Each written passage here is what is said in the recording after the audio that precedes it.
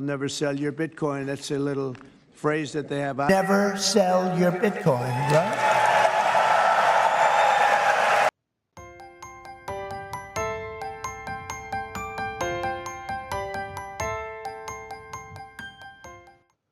오늘은 미국이 꿈꾸는 비트코인 신세계를 알기 위해 비트코인의 전략적 비축과 관련된 행정명령과 법안을 자세히 살펴보겠습니다.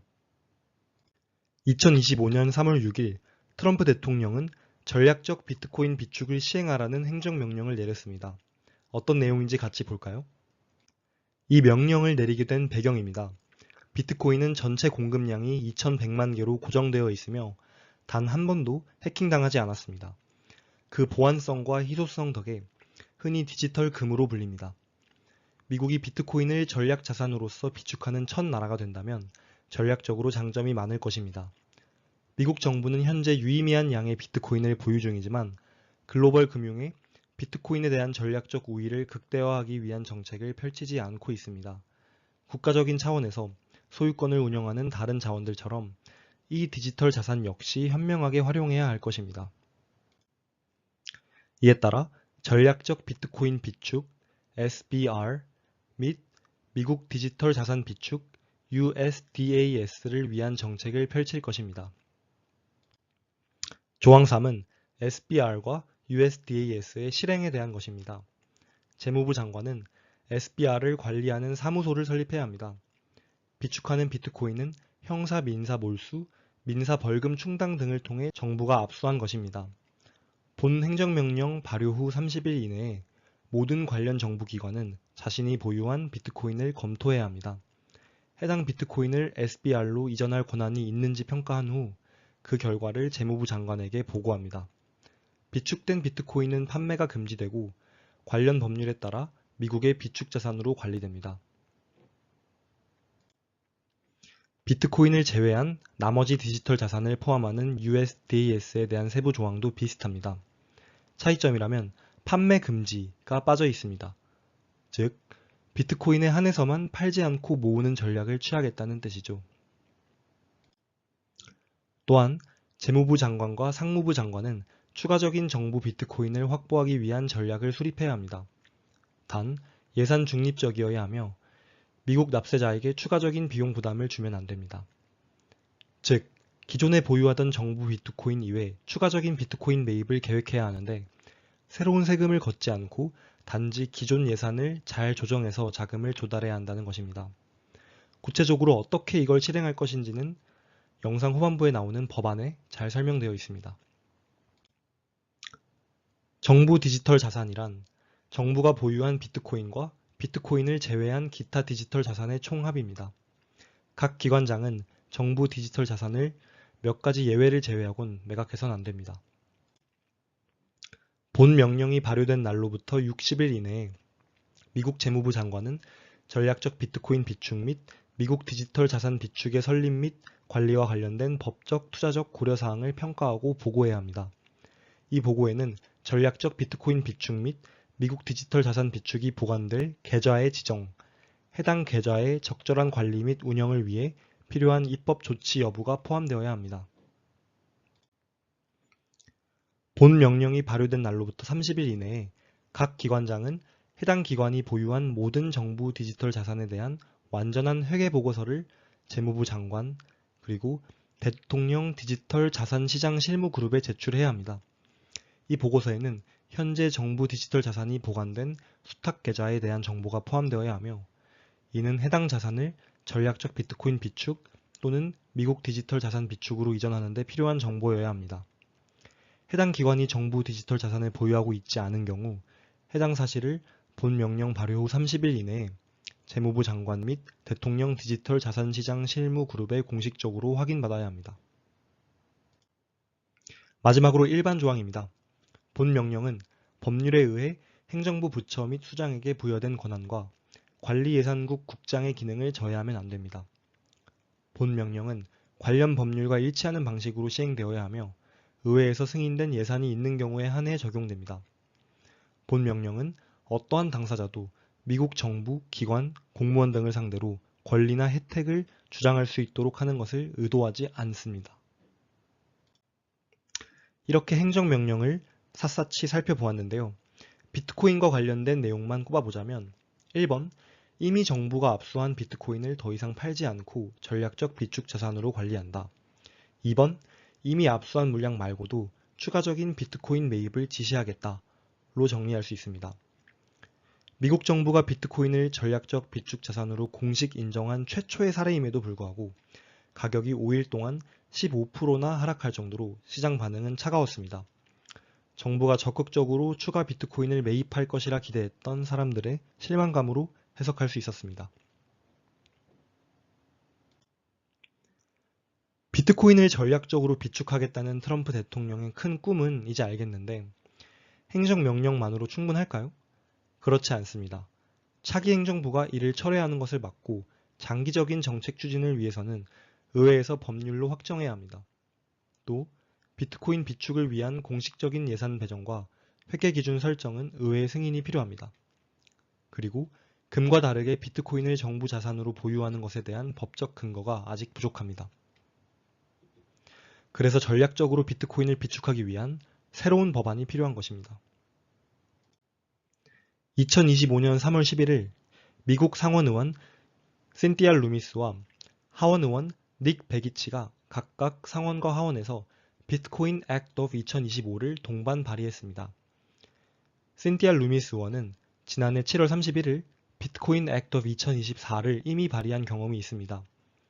관련 영상을 오른쪽에 띄워드리겠습니다. 비록 작년에는 상원에서의 반대로 인해 법안이 폐기되는 쓴맛을 겪었지만 올해 트럼프 대통령의 비트코인 관련 행정명령에 힘입어 비트코인 액트 오브 2025를 새롭게 발의하게 되었습니다. 또한 상원과 하원에서 각각 동반 발의했다는 점도 고무적입니다. 이를 통해 법안의 진행 속도가 빨라지고 정치적 무게감이 증가하는 효과를 얻을 수 있습니다. 또한 상원과 하원의 발의자가 다르기 때문에 다양한 정치적 성향의 의원을 법안에 참가시키는 효과 역시 있습니다. 따라서 2024년에 비해 올해 법안은 통과 가능성이 높다고 여겨집니다. 이 법안의 정식 명칭은 Boosting Innovation, Technology and Competitiveness through Optimized Investment Nationwide Act of 2025입니다.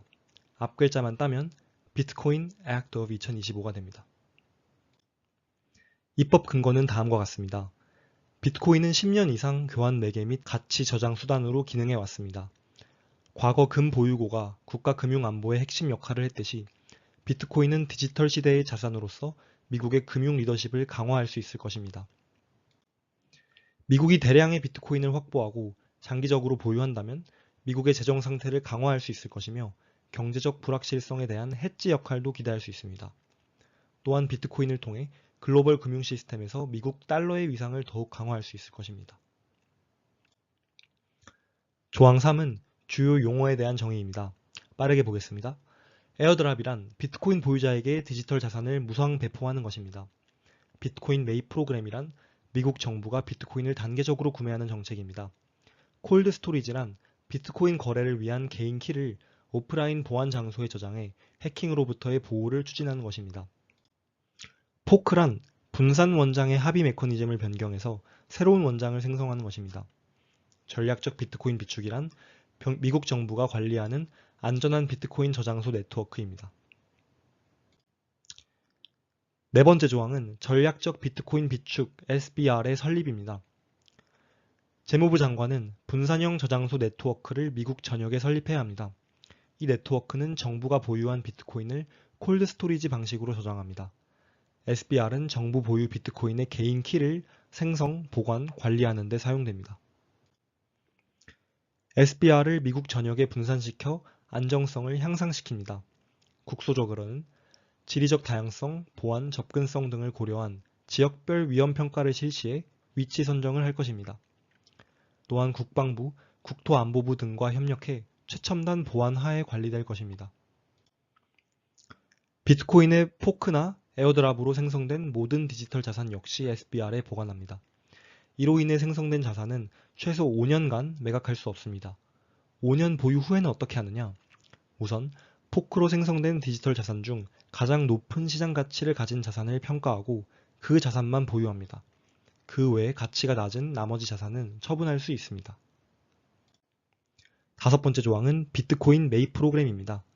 재무부 장관 주도하에 매년 20만 개의 비트코인을 매입하고 5년간 총 100만 개의 비트코인을 확보합니다. 시장 충격을 최소화하고 투명하고 전략적으로 매입할 것이고, 매입한 비트코인은 정부의 신탁 자산으로 보관됩니다. 매입 일정은 유연하게 조정 가능하고, 정부가 이미 보유한 비트코인은 매입량에서 차감 가능합니다.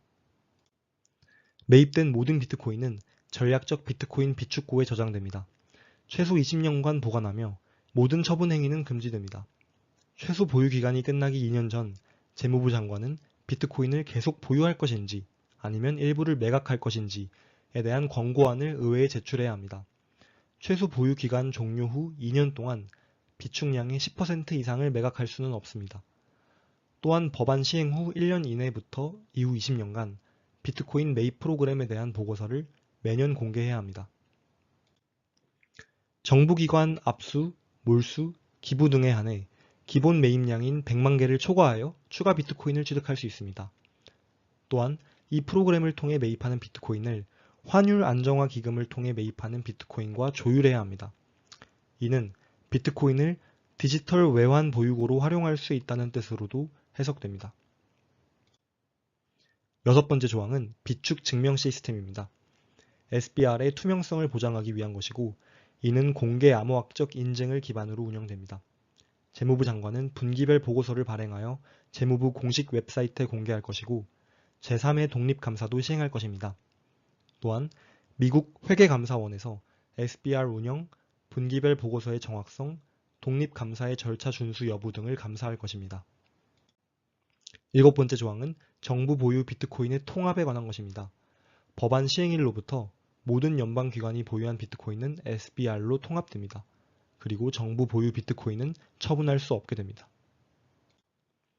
8번째 조항은 주정부의 자발적 참여 및 분리 개정입니다. 주정부는 자발적으로 SBR에 참여할 수 있으며, 각 주의 비트코인은 분리 개정에서 개별적으로 관리될 것입니다. 참여하는 주는 책임 분담, 보안, 자산 소유권 유지 등의 내용이 포함된 계약을 체결해야 합니다. 이 조항은 미국 연방정부뿐만 아니라 각 주 정부도 국가적 비트코인 비축 전략에 참여할 수 있도록 한 데서 의의가 있다고 생각합니다. 9번째 조항은 비트코인 비축 비용을 어디서 조달할 것인지에 관한 내용입니다. 원래 연방준비은행은 운영을 통해 수익을 창출하면 그중 68억 2,500만 달러를 잉여금으로 유지해야 합니다. 기존 법을 개정해 이 잉여금을 24억 달러로 감소시켜 그 감소액 중 일부를 비트코인 매입에 활용하자는 제안입니다. 또한 원래 연방준비은행은 운영을 통해 창출한 순이익을 미국 재무부에 송금해야 합니다. 그러나 이 법안은 2025년부터 2029년까지 연방준비은행이 재무부에 송금하는 순이익 중 연간 첫 60억 달러를 비트코인 매입에 사용하자는 제안입니다. 또 다른 자금 조달 방법은 연방준비제도의 금 증서를 활용하자는 것입니다. 과거 미국의 금 본위제 시절 연방준비은행은 미국 재무부가 보유한 금을 기반으로 금 증서를 발행했습니다. 이 법안에 따르면 법 시행 180일 이내에 연방준비은행은 보유한 모든 금 증서를 재무부로 이전해야 합니다.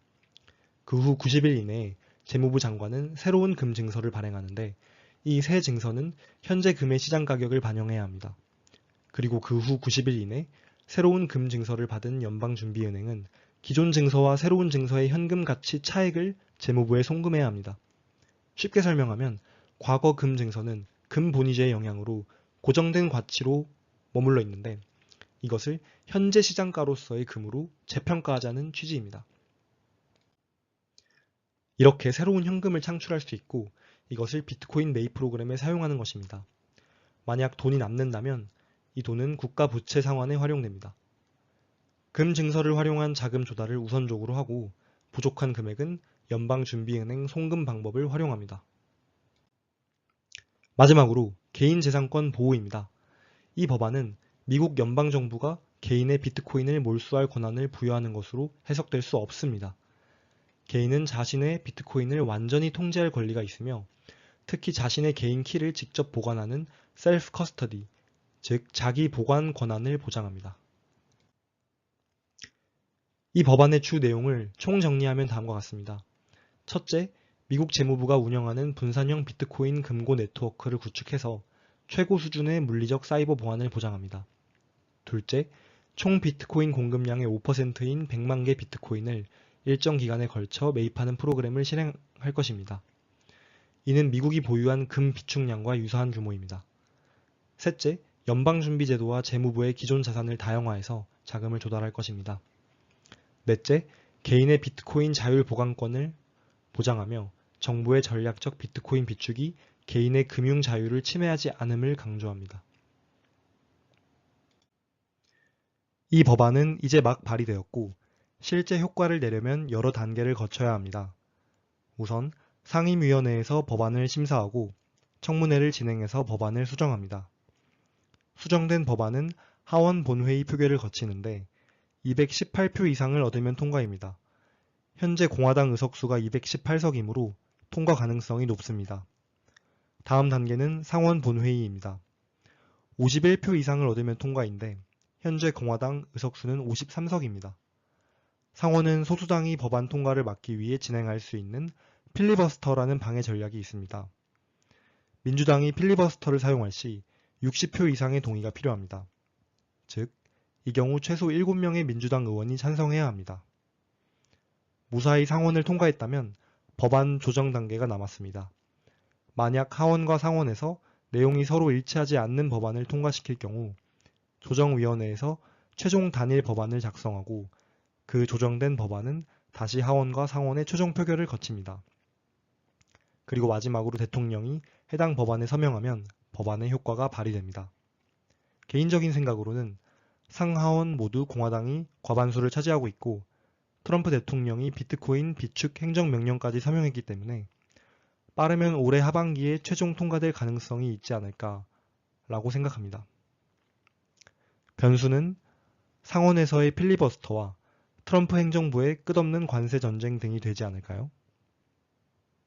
지금까지 미국의 전략적 비트코인 비축과 관련된 행정명령과 법안에 대해 살펴보았습니다. 시간이 많이 흐른 후 현재를 돌이켜보면 비트코인 과도기로 바라보지 않을까라는 생각을 하며 영상을 마치겠습니다. 감사합니다.